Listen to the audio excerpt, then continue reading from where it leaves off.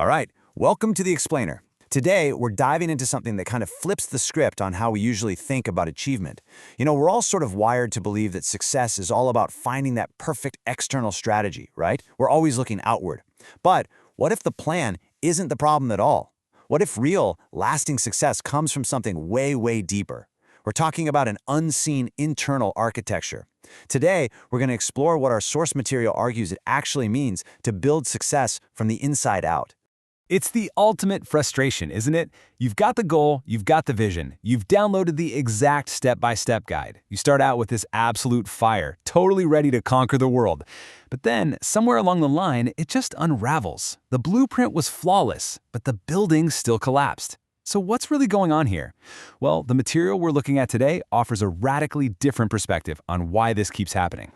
And it hits us with a pretty bold claim. It argues that the problem isn't your strategy. It's not the market, and it's definitely not a lack of talent. Nope, it's actually an internal construction project. The real journey isn't some external battle you have to win, it's about building yourself into the person who is actually capable of executing the plan no matter what life throws at you. So let's look at the blueprint for this. We're going to cover 4 main pillars today: the mental blueprint, the law of consistency, the testing ground, and finally, the mirror of reality. Starting right off with pillar number 1, the mental blueprint, which is all about building it in your thoughts first. The core idea here is that before you can build anything out there in the real world, you literally have to construct it in your mind. Henry Ford really hit the nail on the head with this. He said, your dominant thoughts are the architects of your destiny. And you have to understand, this isn't just feel-good motivational fluff. This is the actual operational mechanic of success. Your belief system is actively writing your reality. And you can really see this when you look at the night and day difference in how people operate. On one hand, you've got the average reactive mind. This mindset just sort of hopes, waits around, and demands proof before taking a single step. It's kind of like sitting at a bus stop complaining that you aren't at your destination yet. But then, look at the creator's mind. This mind acts on belief first. It doesn't wait for an opportunity to magically show up, it manufactures it. So, the obvious question we have to ask ourselves is, which one are you? Are you sitting back waiting for the universe to hand you tangible proof?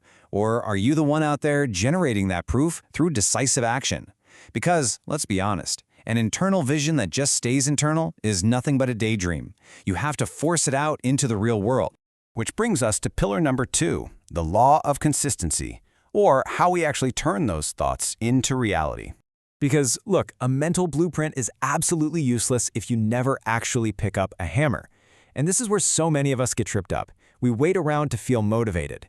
But the source is pretty ruthless about this. Motivation is just a fleeting emotion. It's completely dependent on how much sleep you got or if you had a good cup of coffee.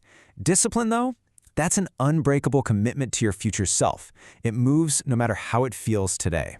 And it is so incredibly easy to justify skipping just one day, isn't it? You think, what's the big deal? But doing that is super dangerous. Success works exactly like compound interest, but for your daily habits. When you skip a day, you're sending this conflicting, messy signal to your subconscious. You don't just lose 24 hours of progress. You basically halt that amazing compounding momentum and force the whole engine to reset.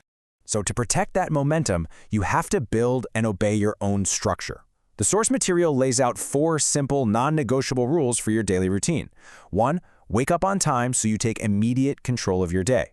2, actively speak your aim to program your mind. 3, take small daily actions. And 4, measure your progress every single week. We're not talking about exhausting massive leaps here. It's just about quiet, daily obedience to your own rules.